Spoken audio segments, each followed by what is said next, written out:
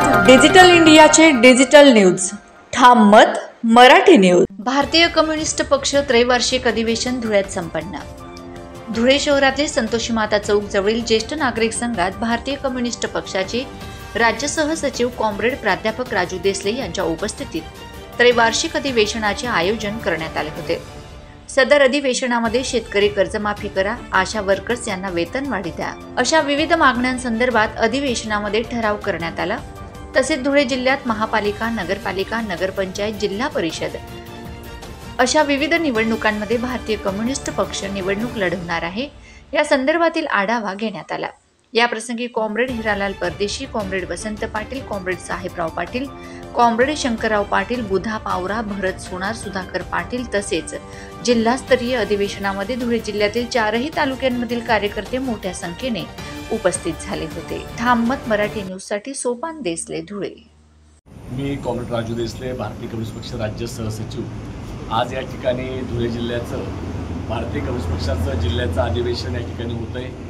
या अधिवेशनाला मार्गदर्शन करण्यासाठी राज्याच्या वतीने मी या ठिकाणी आलेलो आहे। त्याचसोबत भारतीय कम्युनिस्ट पक्षाचे राज्य काउन्सिलचे सदस्य भास्करराव शिंदे, किसान सभेचे महाराष्ट्राचे अध्यक्ष, धुळे जिल्ह्याचे नेते कॉम्रेड हिरालाल परदेशी, त्याचप्रमाणे जळगाव जिल्ह्याचे जिल्हा सचिव कॉम्रेड ज्ञानेश्वर पाटील हे संपूर्ण या अधिवेशनाला शुभेच्छा देण्यासाठी या ठिकाणी सर्व उपस्थित आहेत। भारतीय कम्युनिस्ट पक्ष लोकशाही मार्गाने काम करतो। दर 3 वर्षांनी गाव पातळीपासून, शाखेपासून तर देशाचं अधिवेशन होत असतं।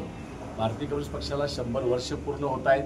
भारतीय कम्युनिस्ट पक्षाचं महाराष्ट्र राज्याचं अधिवेशन 22, 23, 24 जूनला नाशिकमध्ये होणार आहे।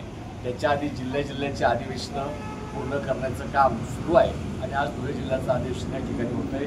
त्यानंतर नाशिकच्या महाराष्ट्राच्या अधिवेशनानंतर देशाचं राष्ट्रीय अधिवेशन चंदीगडला होणार आहे सप्टेंबर महिन्यामध्ये। आणि म्हणून आजच्या ह्या धुळे जिल्ह्याच्या अधिवेशनामध्ये महाराष्ट्रामध्ये असलेली राजकीय प्रश्न, त्याचप्रमाणे शेतकरी वर्गाचे प्रश्न, आज संपूर्ण महाराष्ट्रामध्ये शेतकऱ्यांचं आत्महत्येचं प्रमाण वाढलेलं आहे। जिल्हा बँका अडचणीमध्ये आले, पीक कर्ज मिळत नाही, म्हणून शेतकऱ्यांचं संपूर्णतः कर्ज माफ झालं पाहिजे ही भारतीय कम्युनिस्ट पक्षाची किसान सभेची भूमिका आहे। या विरोधात तीव्र आंदोलन लढण्याचा इशारा आम्ही या अधिवेशनाच्या निमित्तानं देत आहोत। आपल्या महाराष्ट्रामध्ये विविध प्रकारच्या योजना आणून शेतकरी कामगारांचे मतं घेण्याचं काम, महिलांचं मतं घेण्याचं काम सरकारने केलेलं आहे। परंतु ज्या योजना सुरू होत्या ती संजय गांधी निराधार योजनेची पेन्शन असेल ती 6-6 महिने मिळत नाही। कामगार कर्मचाऱ्यांचे, आशा कर्मचाऱ्यांचे पगार 6-6 महिन्यापासून झालेले नाहीत। महाराष्ट्राचं सर्व आर्थिक परिस्थिती बिघडलेली आपण पाहत आहोत। कृषी मंत्री बेजबाबदारपणे वक्तव्य करतात, त्याचा आम्ही या ठिकाणी निषेध व्यक्त करतो।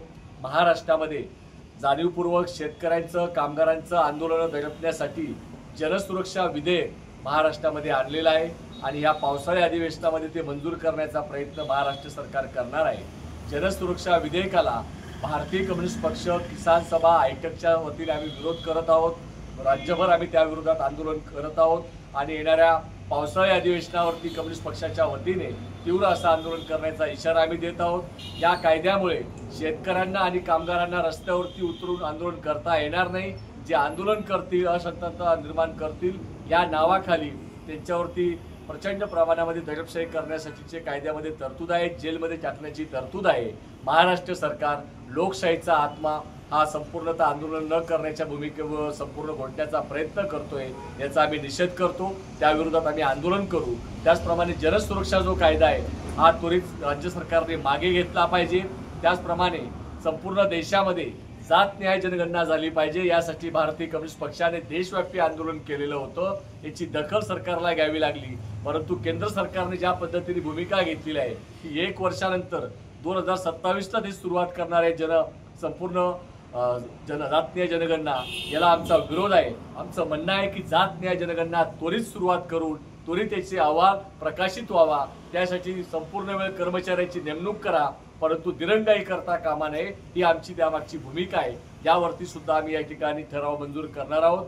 त्याचप्रमाणे धुळे जिल्ह्यातले जे प्रश्न आहेत शेतकऱ्यांचे, शेतमजुरांचे, शेतमजुरांना दररोजचे रोजगार हमीच्या मजुरीवर जे कामाला जातात त्यांना 500 रुपये दररोज मजुरी मिळायला पाहिजे, हेही प्रश्न आम्ही घेणार आहोत। आशा असतील, गटप्रवर्तक असतील, स्त्री परिचार असतील, बांधकाम कामगार असतील, सर्वांना किमान वेतन, सामाजिक सुरक्षा मिळाली पाहिजे, म्हातारपणाची पेन्शन मिळाली पाहिजे, हे सगळे प्रश्न घेऊन आम्ही येणाऱ्या काळात रस्त्यावरचा संघर्ष करण्याचे ठराव आजच्या या अधिवेशनामध्ये करत आहोत आणि या पुढच्या काळात भारतीय कम्युनिस्ट पक्ष रस्त्यावरती उतरून शेतकरी कामगारांचे प्रश्न एकत्रित करत आम्ही लढा पुकारू असा इशारा आजच्या अधिवेशनाच्या निमित्ताने देत आहोत। महाराष्ट्रातील ताज्या घडामोडींसाठी पाहत रहा ठाम मत मराठी न्यूज। तसेच आमच्या चॅनलला लाईक, शेअर, सबस्क्राईब करायला विसरू नका।